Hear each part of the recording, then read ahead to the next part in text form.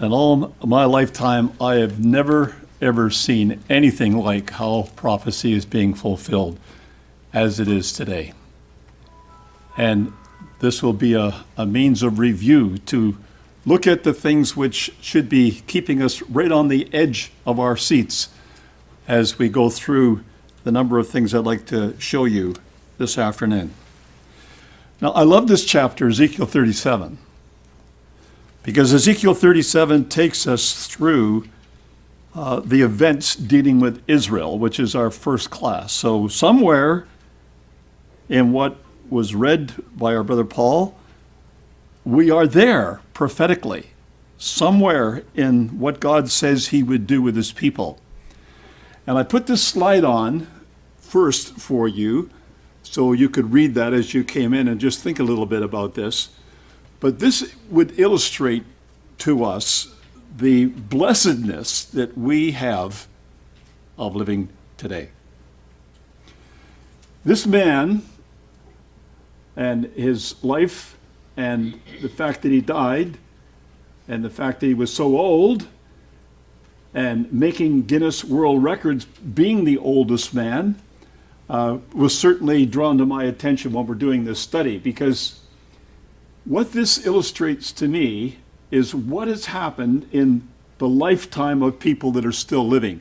We're looking at these dates: 1917, 1948, 1967, 2018. Those are the significant dates. Well, this man saw them all. He died in 2017, so he saw the events that happened in just this past year. But that's really kind of interesting, isn't it? That he would have seen all those significant dates when in fact the prophecy that we just read was given to Ezekiel about 2,500 years ago. And in that 2,500 years, for 2,400 of those years, people didn't see this. It's just people living today that are seeing these prophecies come to pass. Now, if you have your Bible still open there, and even if you don't, you'll probably remember this idea of opening the graves of the people of Israel. Now, that's got a special meaning for us, because if you've read something about the Dead Sea Scrolls, you will know that in 1956, this was not the real significant first place they found the scrolls, but in 1956, the man in charge, his name was Yigal Yadin for the Israeli Archaeological Foundation. He was the one that was given the job to go down to Masada to see if he could find any scrolls. And they went around Masada and they dug up this and that and the other, and they found a few little bits and pieces. But one of the things that really was spectacular to them was they found a synagogue. They recognized it as a synagogue because it was facing Jerusalem.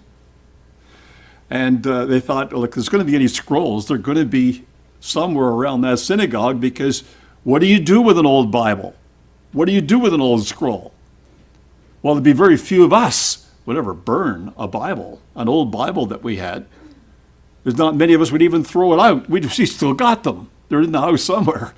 That's the respect we have for the book.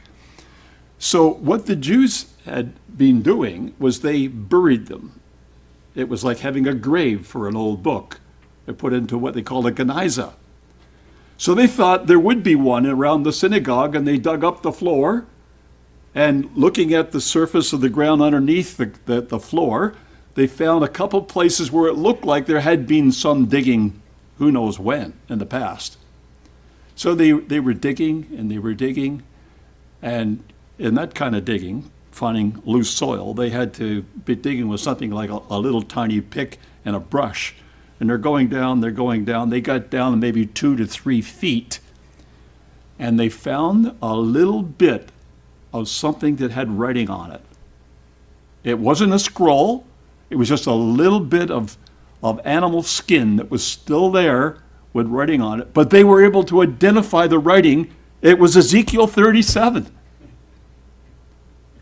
It was this prophecy about a valley of dry bones, of God bringing them back from all the death places that they had died in around Europe. They came back to the land. Now, for Bible students, that's pretty spectacular.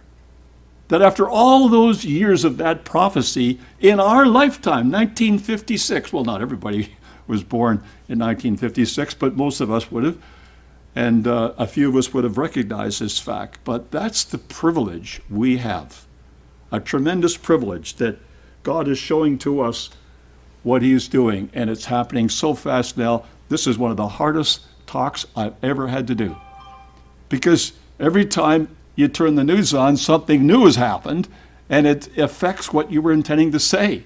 So I had to put at least one new slide in just from something that happened 2 days ago. So it's very difficult to keep it current. Well, this man saw it all. There wouldn't be too many people that could remember things that happened in 1917 that are still living. But 1917 was a very, very significant year. So welcome to our Signs of the Times and our ecclesial study weekend. I hope it's going to be valuable to you. It's very visual. Okay, so I most of the time, in fact, almost all of the time in these first few talks, you can just look at this and just watch it.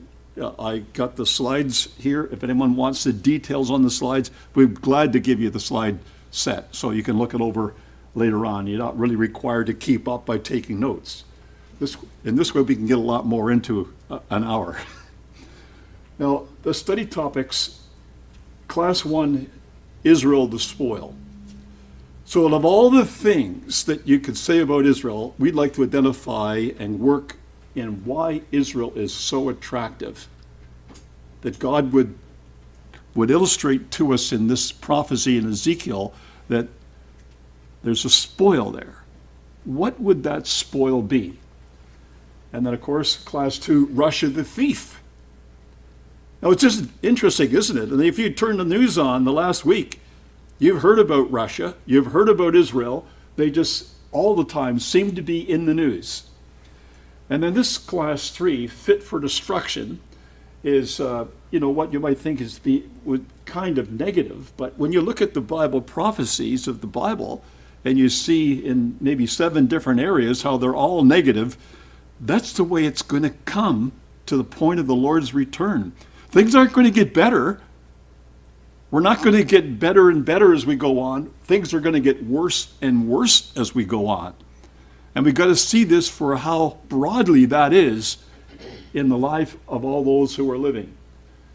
Class 4, the exhortation fits in this theme. Like, you really haven't got all the classes if you've missed the exhortation and if you've missed Class 5, because all 5 of them are needed to put the whole theme together. Otherwise, you go away with a bit of an imbalance. If you leave at the end of today and you don't see what comes tomorrow, you're left in a bit of a negative mode for what we've presented. Well, that's because there's a couple things that we haven't finished. So this is one of the most important Bible prophecies with respect to Israel. But there's not many times that we focus on something in a prophecy like that. And what I want to focus on is God's name and what he says he is doing here. And I want to give this flavor to this talk, that Israel is not an independent body that is just doing something and God says, well, look at what they're doing. No, these people are God's witnesses. They are witnessing to what God said would happen. And hence they are the witnesses that there is a God. You are my witnesses, saith Yahweh, my servant whom I have chosen, that you may know and believe me and understand that I am he. Before me there was no God formed, neither shall there be after me. Even I am Yahweh. Beside me there is no Savior.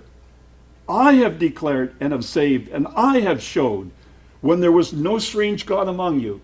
Therefore you are my witnesses, saith Yahweh, that I am God.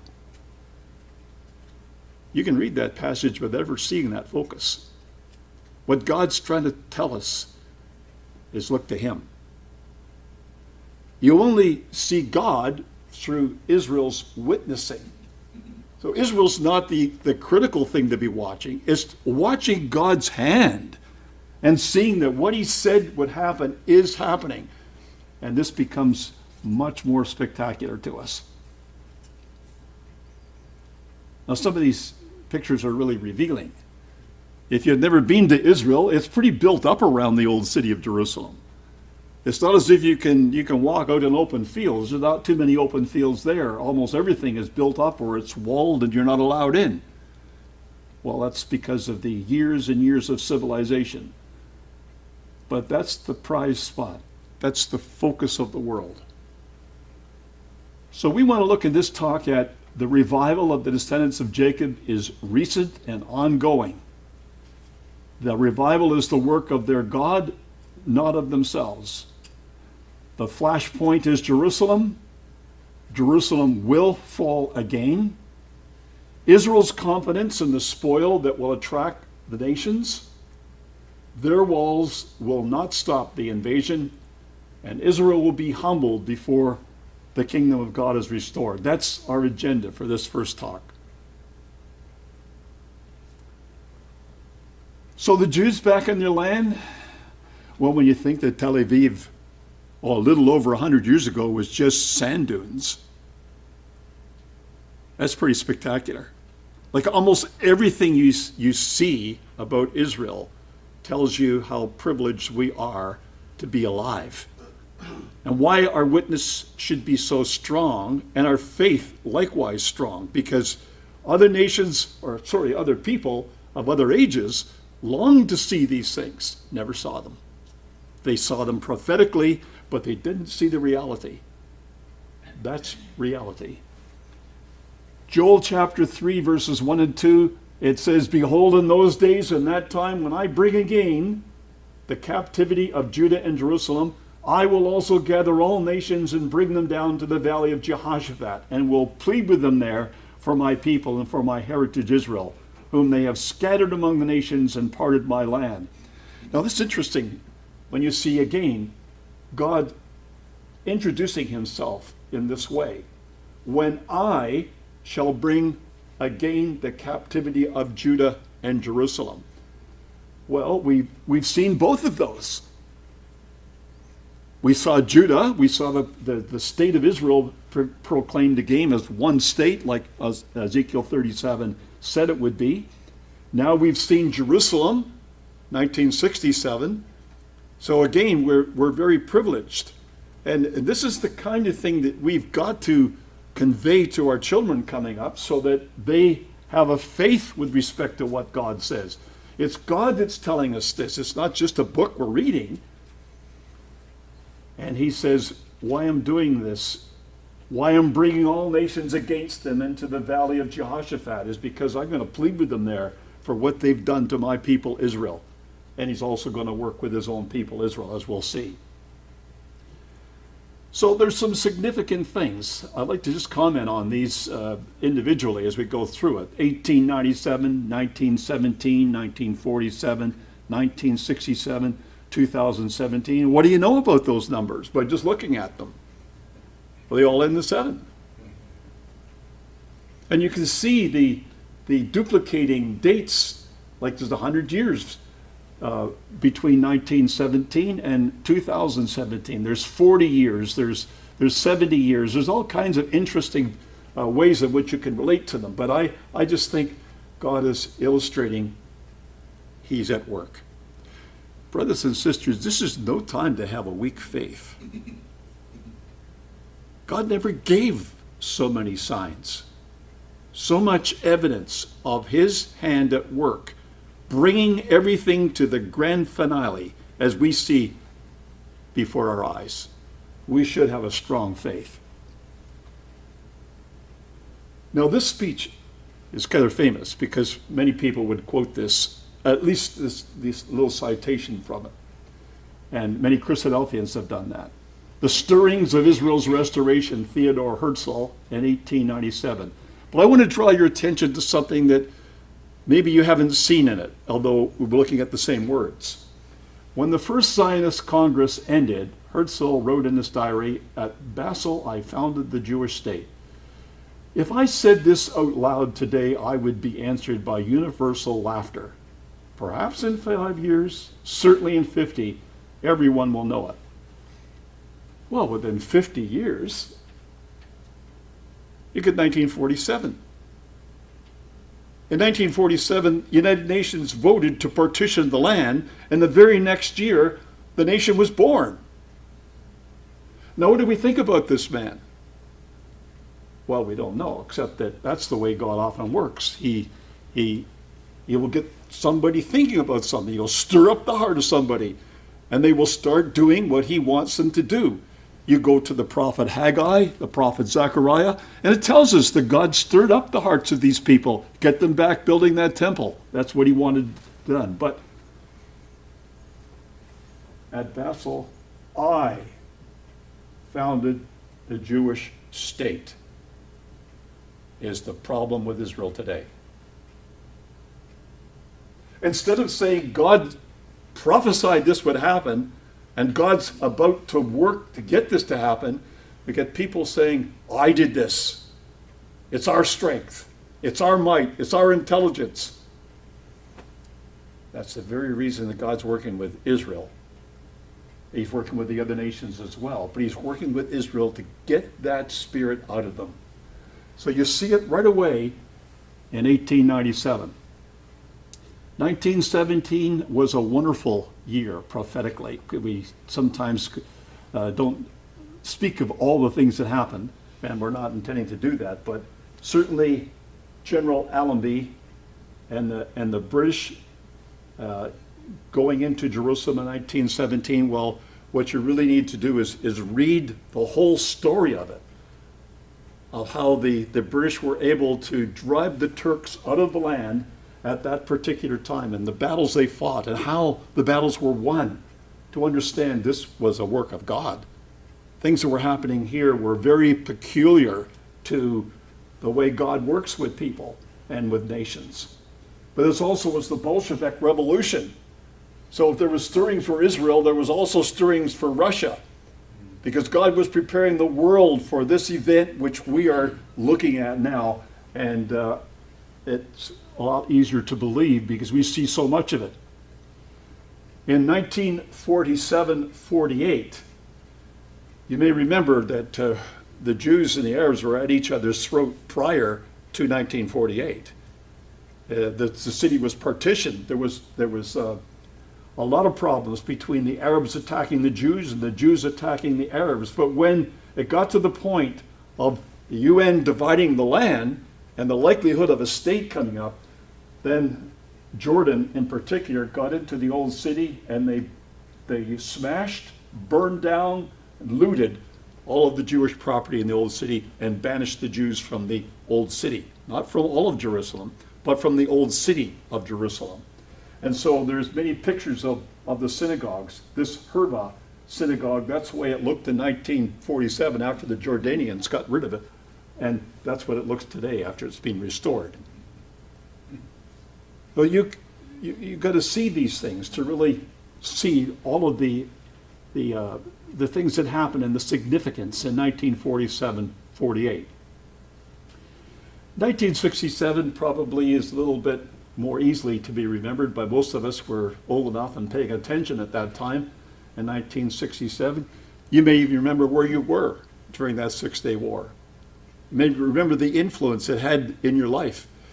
And I could never forget it myself, because at the time that war started, I was due to give a series of lectures in Brisbane, Australia, on Israel coming back to the land. And if you remember, the nature of that war was in the first couple days of the war, no one knew what was happening because there was so much false information out there. If you believe what the Egyptians were saying, Israel was just about finished, only to find out halfway through it was Egypt that was just about finished because of the surprise attack that they made on the air bases in Egypt. So it taught us a few things about that. It was very exciting times. I remember the ecclesias in Australia that we visited at that time where the lectures were held. And they were cutting everything they could out of the newspapers and putting them all over the walls of the hall as you came in. So you could see that Israel was in the news and how the news was changing about what was happening. And then, of course, all over in 6 days. No one really that followed that through would ever forget the reason why they claim it was just a 6-day war. How can you fight a war in 6 days? Well, that's good reading. Every Christadelphian should know that and have something to read to get all the details of it. But now we see in 2017 something that stirred up the wrath of the Palestinians, stirred up the hope of the Jews in ways which other presidents of the United States have never been able to do, because they weren't going to make the embassy move to Jerusalem. And not only that, this president seems like he's actually going to do it. Not just to say he's going to do it, which caused enough of a problem itself, but that he actually has now a date when he will move the embassy to Jerusalem. Now, with the wrath that's already been stirred up about this, you can well imagine that Jerusalem's going to be a hot topic in the news for months to come, if there are months to come before the Lord returns. Now just go back to the city again. That gives you a much bigger picture of it. Look there's buildings everywhere. Like, it's hard to find any empty space in Jerusalem to build anything new. Usually something's got to be torn down in order to get the room to build anything new. But that is the coveted spot in the world. There's no spot like that. And look at what the Bible has to say about it. Yahweh chose Zion. Psalm 132, verse 13 and 14. For Yahweh hath chosen Zion, he hath desired it for his habitation. This is my rest forever. Here will I dwell, for I have desired it. Now, where do you hear that in today's news? That this is God's city. Well, no one would understand what you meant anyway if they said it was God's city. Do you mean Allah? Do you mean, they probably wouldn't even know the name Yahweh. It's left to us, brothers and sisters, to tell, no, this is Yahweh. This is not God as people think of God in today's world who know nothing about the Bible. This is not the Allah God of the Arabs. This is the God who is the author of the Bible, the creator of the world. He says, this city is my city. I've chosen this. It's my habitation. That's where I'm going to rest forever. Where do you hear that in the news?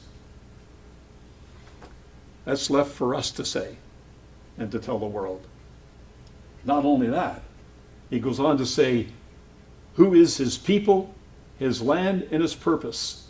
In Ezekiel 38, verse 16, he says, to the Gogian host, thou shalt come up against my people of Israel, as a cloud to cover the land. And it shall be in the latter days, and I will bring thee against my land, that the heathen of the nations may know me when I shall be sanctified in thee, O Gog, before their eyes. Who in the world's telling people that? Except us. Brothers and sisters, I don't know if you remember this, but back in 1967, when these things were happening, and some of the turmoil years of 1973, and the Yom Kippur War, and things like that, the Christadelphians got together. Like, there'd be enough of you in Detroit to do something like this. And they bought a full page in the newspaper. And they put on a big splash ad about what God said he would do. This is the work of the God, the author of the Bible, the creator of the world. Got a lot of interest. And in those days, it would be before the seminars, and people were taking courses. So you would sign people up for a Bible correspondence course. After that, people got into seminars. I don't know where people are on that today, but these are possibilities. We're going to have exciting times in the future. Are we ready? Do we have people that can write articles? Do we have any articles that are just waiting for the opportunity? Do we have a fund somewhere where we can appeal to money very quickly if we need to get something in a newspaper with a week's notice? Do we have a place where we could go and invite the public, where we could rent a facility that could hold a few hundred people It would be good, in a good central area where people could come. We are going for a very exciting ride when God actually does this in its fullest way. But Israel has its master plan. And thanks to Don Pierce, mainly with the snippets files, I read that all the time. It takes a lot of time to read that file. He puts so much information out there that I tell you, usually if I leave that out late at night, I can hardly see when I'm finished. But look at their plan. Like there's no international airport down here. There's the Jordan River. There's the Dead Sea. This is just a flat area. There's nothing much of anything there. They plan to put an airport down there. These are the boundaries of Greater Jerusalem. So Israel has a big plan for Jerusalem. No wonder it's going to be, you can just imagine how the Arabs would complain about that, because in many cases that's not land that's within their boundaries and never was within their boundaries. So it's going to be kind of interesting to see how that works out.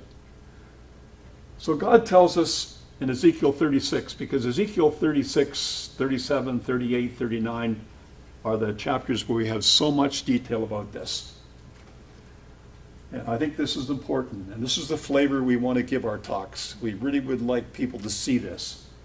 Ezekiel 36, 22, 23, therefore say unto the house of Israel, thus saith the Lord Yahweh, I do not this for your sakes, O house of Israel, but for mine holy name's sake, which you have profaned among the nations whither you went. And I will sanctify my great name, which was profaned among the nations, which you have profaned in the midst of them. And the nations shall know that I am Yahweh, saith the Lord Yahweh, when I shall be sanctified in you before their eyes. Now that's not going to happen by any ways that you can see the nations analyzing the news. They don't factor that in at all, that God will be finally sanctified in the eyes of the nations of the world by what he does with Israel. If someone doesn't make it known to people what God is doing with Israel and showing them the details of this, that's not going to happen easy. I wanted to tell you a little story about this because when Brother Paul Billington and I went on one of our video tours in Israel to try to get something for the Bible magazine, we had a little bit of time before we left from the Lod International Airport near Jerusalem. And as we're driving down the road, we saw this place at Latron. It's not far from the airport. And we thought, well, it's kind of an interesting place. It looks like it's the gate's open. It's an army base. So we drove in and, no one seemed to bother. We parked the car and walked around and found all these weapons of war there. And so we thought, well, we'd just do a little taping here because this would make a good tape. So one of those tapes, I don't know which one it was, has this on it. And these weapons were mainly weapons that were captured by Israel in the 1967 war. Some of them were Israeli weapons that had been used in the war, and they were just kept there. So people, when they came to train in Israel, they'd come to this base at Latron, and they would learn things about the various weapons of other nations. Probably the most outstanding weapon that was in there was a Palestinian tank. And it had the character of being painted bright blue. You said, why would anybody paint a tank bright blue? Because they usually are camouflage. If you see a bright blue thing, it's a target right away. And apparently the reason why that was bright blue is because the Palestinians were more afraid of the devil than they were of the enemy. And that was to ward off the devil. Never mind the enemy. So and it's there. It was in that collection. So to do a video, a short video, you had to be able to say it properly. It would take about 3 or 4, maybe a little longer, up to 5 minutes to say this.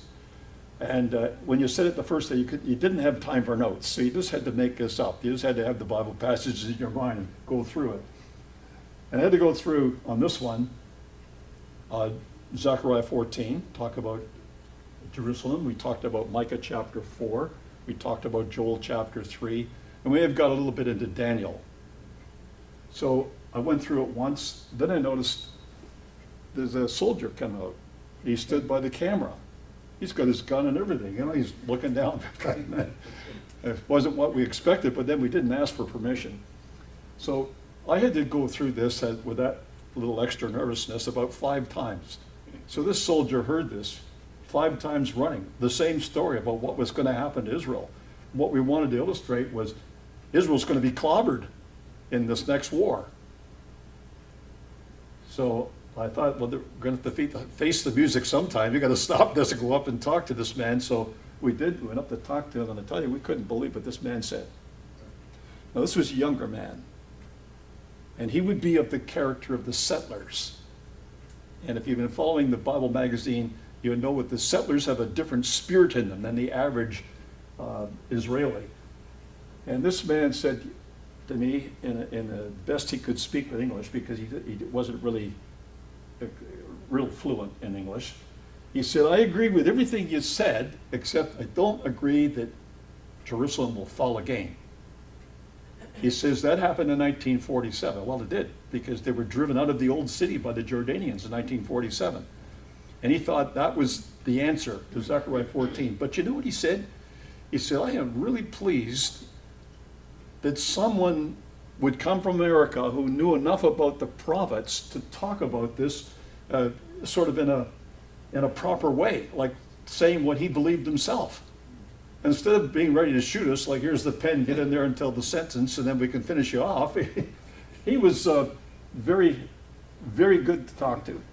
But he only talked to us for about 5 minutes when a man from the gate came up to find out what's going on here, like what's all this excitement. And this man was a Jew of a different background altogether. He didn't believe anything the Bible had to say. I don't know if he knew anything about the Bible had to say. And he just scoffed at everything. That's the mixture in Israel.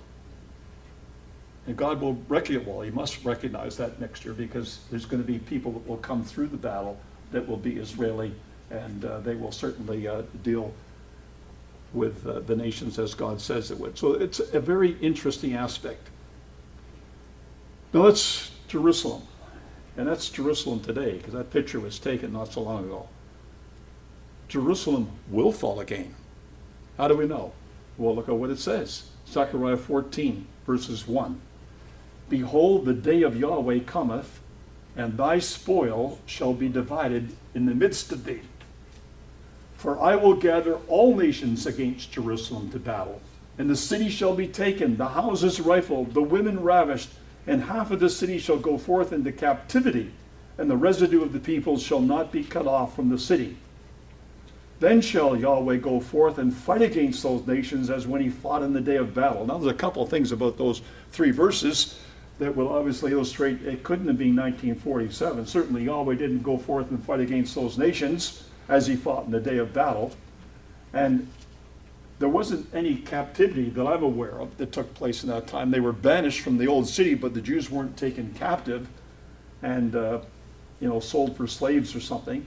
And just how much these details would have been fulfilled, it doesn't fit. I think the young man was certainly hoping this would not happen again. But it's going to happen again, because it's never happened yet.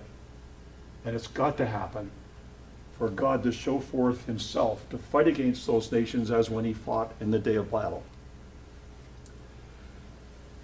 Well, this is the problem, brothers and sisters.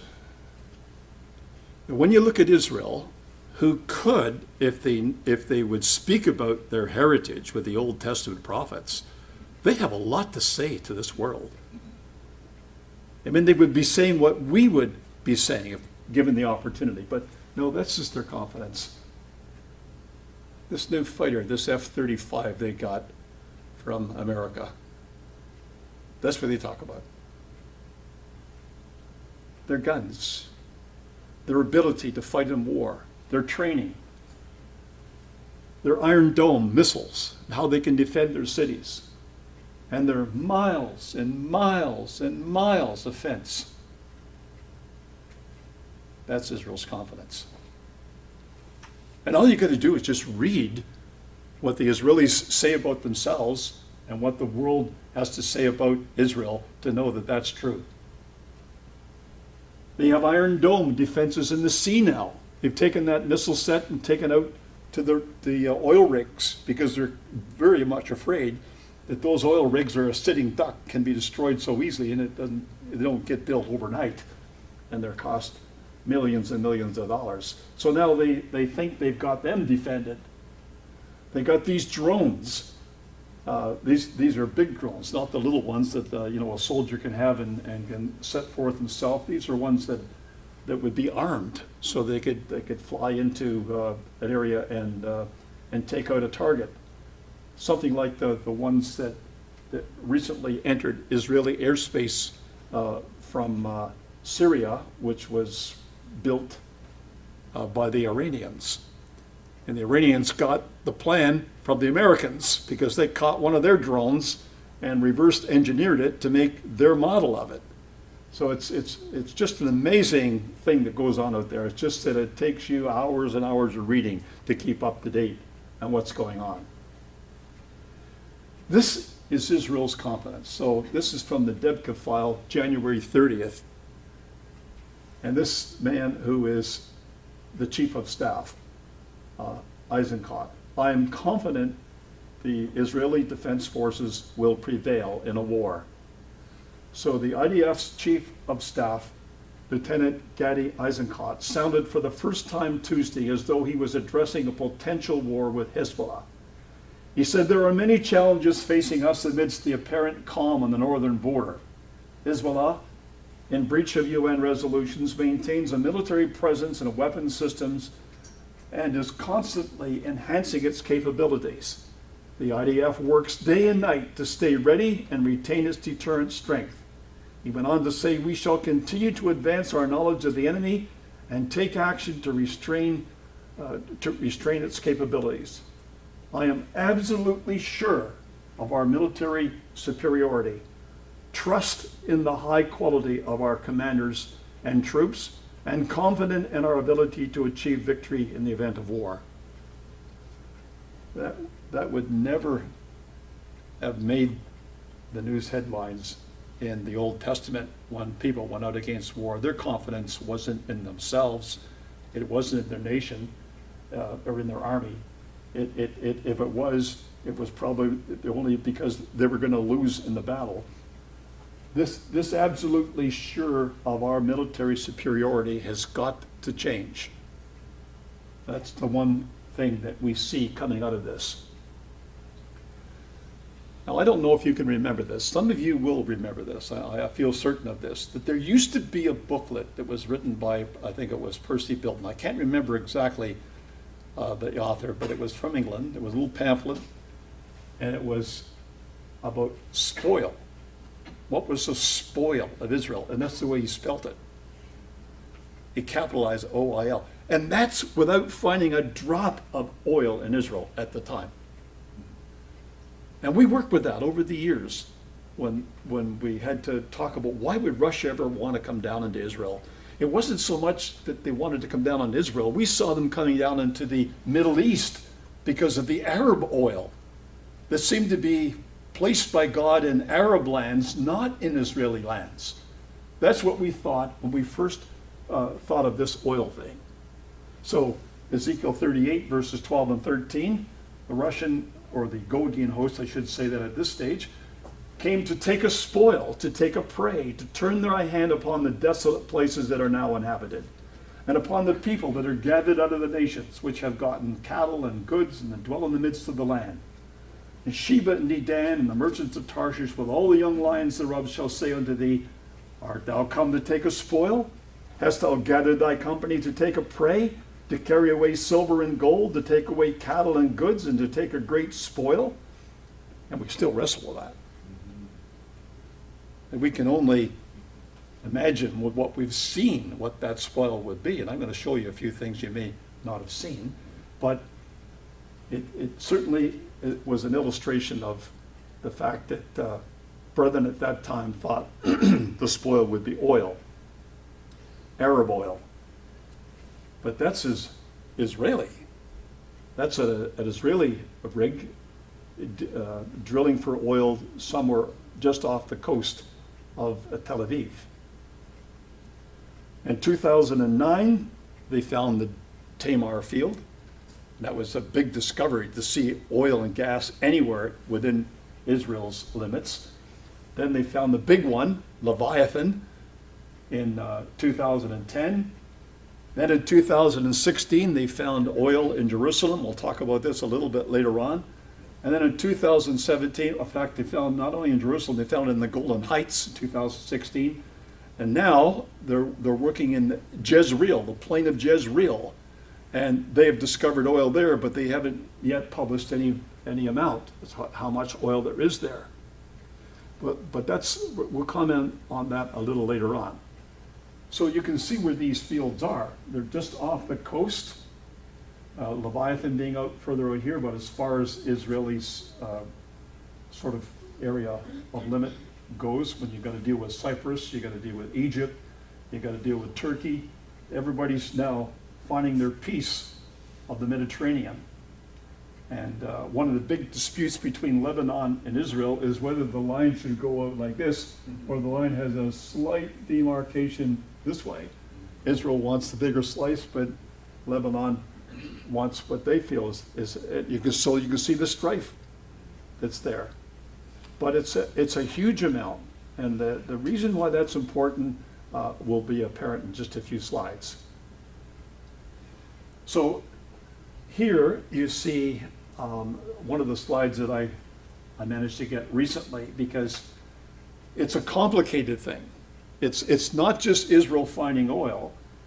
It's found now that that Lebanon is drilling for oil. Syria's interested in their part. Cyprus is interested in their part. Turkey's interested in their part. Egypt wants their part. And now they're squabbling over what they can find. And this big field here is actually claimed in the literature to be bigger than Leviathan. This is Egypt's field. Now, wasn't it interesting that Egypt should have such a huge find of oil at this time in history? Now look at this, brothers and sisters. Concentrate on this. This is recent stuff. 2009 was when they found the first field. Here we are in 2018, so just 10 years, and all these discoveries are coming now, and all of a sudden, this area is becoming a huge source of oil. They didn't know anything about it for 2,400 years. Our day, happening at that time in history, which I think God is in full control of, and is just illustrating that these are the things which will bring all nations down to Jerusalem. But that's not the only thing. Israel is noted around the world for its startup companies, its ability to make discoveries, new ways of doing things that haven't been actually worked out. So you got drones, autonomous vehicles, like many of the things that allow a vehicle to drive without a driver have been designed in Israel first. Finance, augmented reality, medical devices, all kinds of areas where Israel is standing out in the world in being able to get businesses started. And I thought this was kind of interesting because Israel is considered to be the land of milk and honey, but it's also considered to be the land of tech and money, which has a little bit of a different ring to it. But the future belongs to those who innovate. Israel is seizing the future. With 8.5 million people, it has more companies on NASDAQ than almost any other country outside of North America, ranks third in the World Economic Forum's ranking of most innovative economies. Israel's startups receive nearly 20% of global private investment in cybersecurity, punching 200 times above our relative weight. Israel recycles 87% of its wastewater, 5 times more than the runner-up. Israel's cows produce more milk per animal than those of any other country. This is kind of amazing. This little country people have come back and they've really only got to work just in the last century. And yet it's making an impact on the world, making nations which are 10 times more population, been around and working for centuries and centuries, but never come up with this. Why is this happening? Well, as you can imagine, there's a bit of resentment. But Israel is one of the highest educated nations in the world. And you can see the research and development centers in Haifa, Tel Aviv, Beersheba, Jerusalem, and up in the Golden area. All areas where they seem to be separated in some kind of a pattern. You can see the companies that are investing in those areas, or many of these are American companies that have research. I just couldn't believe this one down here, and it's just, there's a place just, well, this area of the Gaza would be down in here, and just near Gaza in the city of Gath, the old city of Gath, not actually in the old ruins, but where the city of Gath was, Intel has built this huge plant to build chips. And during a time when the Palestinians were trying to hit Tel Aviv with missiles from Gaza, Intel announces a $2 billion expansion of the factory. Well, missiles are going over top. And this is crazy. No one would do that. They would pull the resources out of the nation. But they're so confident that Israel can handle it, they go ahead anyway. And so all these nations, which you would think they'd be scared out of these places, they're all in Israel, working on it. This was interesting. It's not as if this is the first time this has happened, because people knew you could get water from air. But it took a Jewish company to do this, using 1 kilowatt of energy to produce 1 gallon of drinking water. So that gives you an idea of a new, easier method or way they've done it, certainly much cheaper. This is controlled by a Russian-Israeli billionaire. It's interesting, the connection between Russia and Israel in the way Israel's developing. And eyes the mass assembly of water-producing units by year end. WaterGen Limited, an Israeli company whose technology captures humidity in order to make drinking water out of the air, is not likely to experience the cash flow squeeze that afflicts many fast-growing companies, because you got a billionaire behind it. But you think of the import of that in countries which don't have water, like what's recently happened down in the very bottom of South Africa, where a nation runs out of water. What do you do? Or nations which have suffered some catastrophe, like a huge storm went through and there's no water safe to drink. But these kind of methods and doing it cheap enough illustrate how Israel is taking advantage of every little niche they can to do things which, well, you can look at it to say help the world, or you can look at it as a way to advance their economy. All these devices, born in Israel. That's the way Israel faces the world. Look at what we can do. If you've listened to the speeches of Netanyahu, you know that's what he presents to the world. Look at what Israel can do for you. And so I don't want to go through all of those things, but you can just see the number of things that have been developed in Israel. United Nations ranks the Israeli Defense Force Emergency Medical Team as #1 in the world. Able to take something and go to a place where they've had an earthquake and a lot of people are needing hospital care or some other catastrophe, can set it up and can offer people something that can't be obtained at that quality anywhere else in the world. This little nation of Israel. It's really just amazing how they can do that. But getting back to the city and the problem there. Jerusalem in 2018 still a divided city. This old city, you can see the walls here. This is the area of the old city. And it is the old city that's the city in dispute. This is East Jerusalem. That's the city in dispute. West Jerusalem's a different situation altogether. The Arabs wouldn't mind Israel having that because that was in that there are borders anyway. It's this part of the land, the old city. So you got the Latin quarter, you got the Arab quarter, you got the Jewish quarter, and you got the Greek quarter. Do you realize how that represents the world? If you started here, you just think of the Arab nations, no matter which kind of an Arab or which kind of a Muslim you happen to be, you're all interested in that being retained for the Arabs and the Muslims. So you get hundreds of millions of people interested in the outcome of that. You got the Jews. There's how many Jews there are, but a lot of very influential, rich people in the world, very interested that that remains Jewish. I'll go up to the Latin Quarter. The Latin Quarter is essentially Europe. That's where the Catholic Church has its interest, in the Church of the Holy Sepulchre and places like that. That's what they want. They want their quarter. This is the Greek Catholic Church. They want their quarter. They're down there in the Church of the Nativity, and they have other places where they're interested in. So when you think of the Greek Catholic Church and the influence that has, and the fact that Russia is more related to this group than any other group, you've really got the world being represented in that little piece of real estate.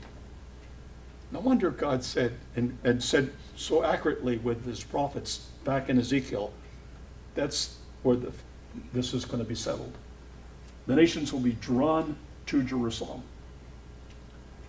So you got the Muslims, Dome of the Rock.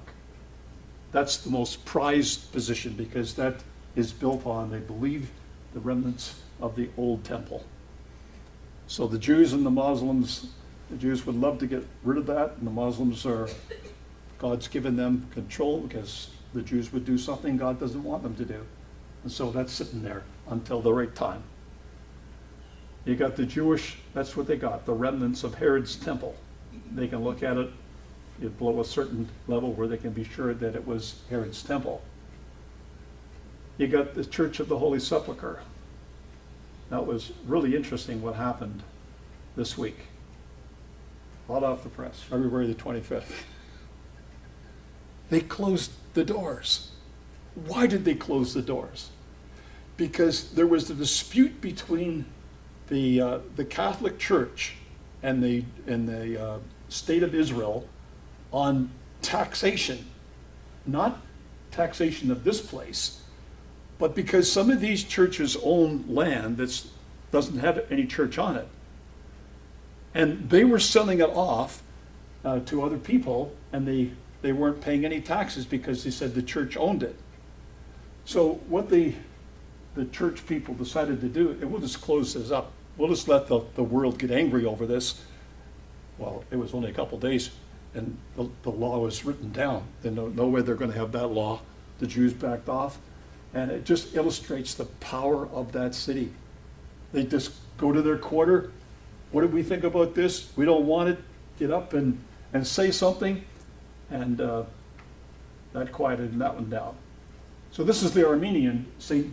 James Cathedral, which is also in the old city. Like there's just all of these things crammed into this little piece of real estate.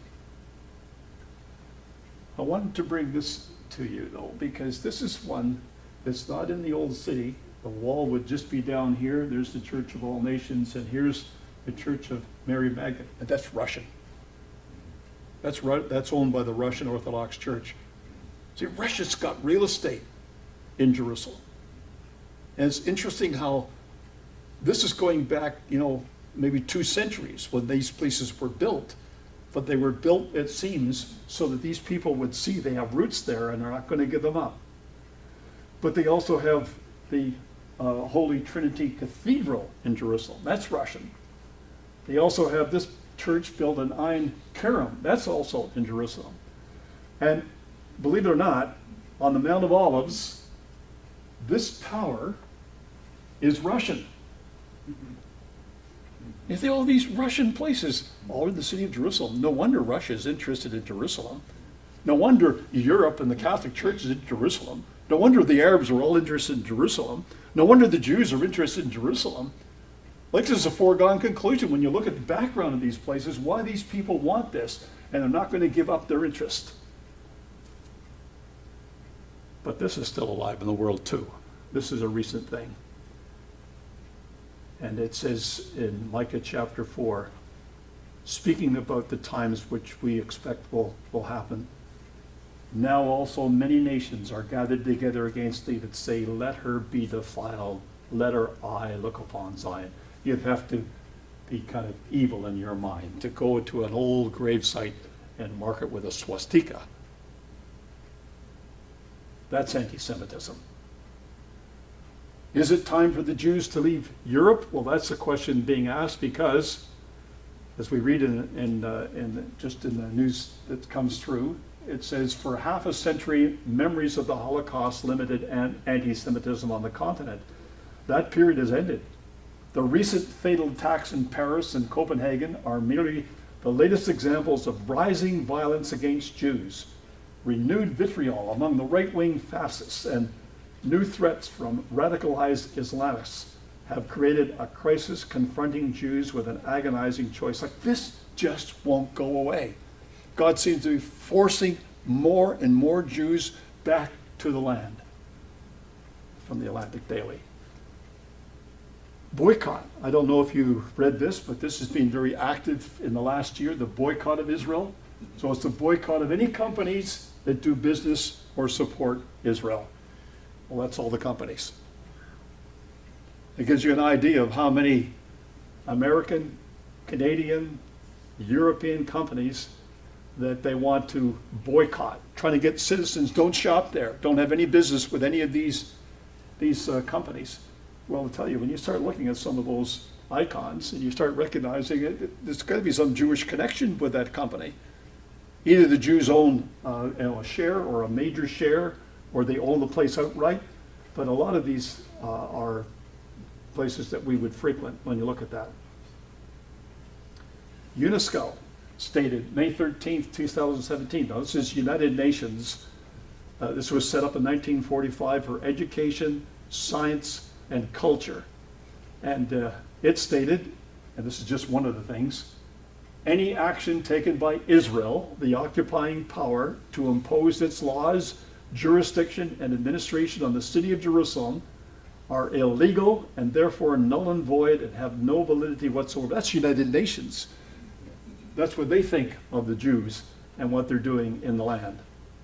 So it adopted the resolution with just 22 members voting in favor, 10 voting against, 23 abstaining. Israel has long complained the bias at the UN forums, where it and its allies are often outnumbered by Arab nations and others that support the Palestinians. You can just see the agitation at level after level of things relating to the city of Jerusalem. Again, you look at those faces, and you know where that picture came from. So, again, the Debka file that Brother Don Pierce sends to us occasionally. The Poland's Senate passes a controversial Holocaust bill. What did it say? Well, the news item said, the Polish upper house passed by 57 votes to 23 with 2 abstentions, the bill making it illegal to accuse Poles of complicity in the Nazi Holocaust, against fines or a maximum 3-year jail sentence. It also prohibits describing Nazi death camps in Poland, where 3 million Jews perished, as Polish. The measure has caused a rift with Israel, which accuses Poland of attempting to change history.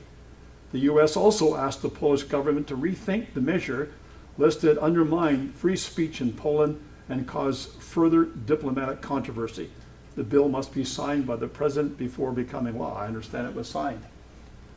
Just illustrating how people feel about the Jews in general around the world. But Micah chapter 4 continues on. We read that verse. But they know not the thoughts of Yahweh, neither understand they his counsel, for he shall gather them as sheaves into the floor. And the time will come when God says, arise and thresh, O daughter of Zion. I will make thine horn iron, I will make thy hoofs brass, Thou shalt beat in pieces many people, and I will consecrate their gain unto Yahweh, and their substance unto the Lord of the whole earth. Like, that's the end of this. This is where we are. Certainly that is true, but God's gathering them to that site as sheaves into the floor for a time of threshing. That's the work of God and what's happening. Now, I just want to spend a little bit of time on this because a lot of people have difficulty with this part of the prophecy. Because the prophecy says that they would go up against the nation in Ezekiel 38 without walls and no bars and no gates. And there's probably more walls in Israel than any other nation around when it comes to trying to defend themselves from the attacks of neighbors at this particular time. I mean, these are huge, these walls that go around, and they do effectively form a barricade where you can then concentrate on a gate and focus the army's attempts to keep people back in just one location. So Ezekiel 38 verse 11 says, Thou shalt say, I will go up to the land of unwalled villages.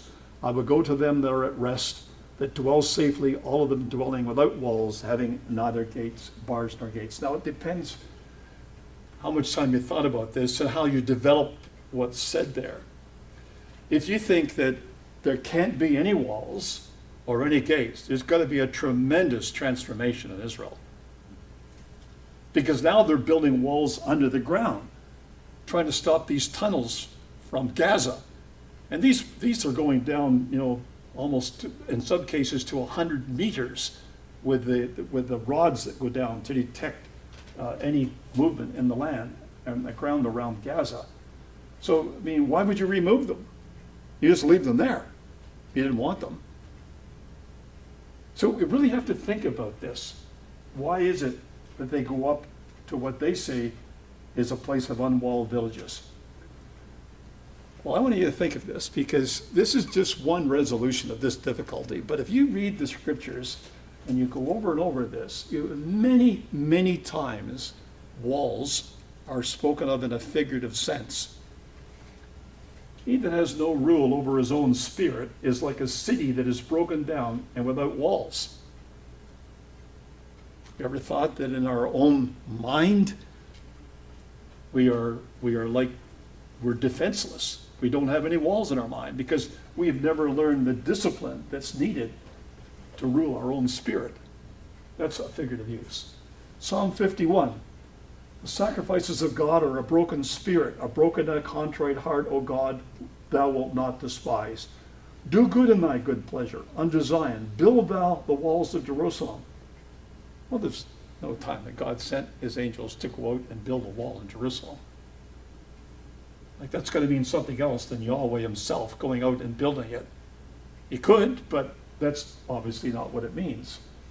Because if we go on, we can see that in Isaiah 26, it says, in that day shall this song be sung in the land of Judah. We have a strong city. Salvation will God appoint for walls and bulwarks. God doesn't need literal walls, literal gates and bulwarks around a city to defend it. He defends it with salvation. So if we all died, our believers will be resurrected again. That's how God delivers people in a crisis. And we learn to trust in our God because of that. But you've got to look at the walls in the way they are portrayed in the scriptures. Isaiah 62, he says, I have set watchmen upon thy walls, O Jerusalem, which never hold their peace day nor night. Ye that make mention of Yahweh, keep not silence. Give him no rest till he make Jerusalem a praise in the earth again. Well, you don't have to be standing on the walls in Jerusalem to pray for the peace of Jerusalem. There's watchmen all over the world who are praying those prayers, and they are figuratively on Jerusalem's walls. You see these walls. I mean, they're formidable in the sense of trying to keep people out. So any infiltrator trying to get through a wall like that would not only set off sensors, but it'd be pretty hard on your body to get through that kind of laser wire. Except Yahweh build the house, they labor in vain. So I really believe that Yahweh is the one who is providing the wall for Jerusalem. And if he takes away his hedge, it doesn't matter how high your walls are literally, you're defenseless. But we'll have a little more to say on that coming up.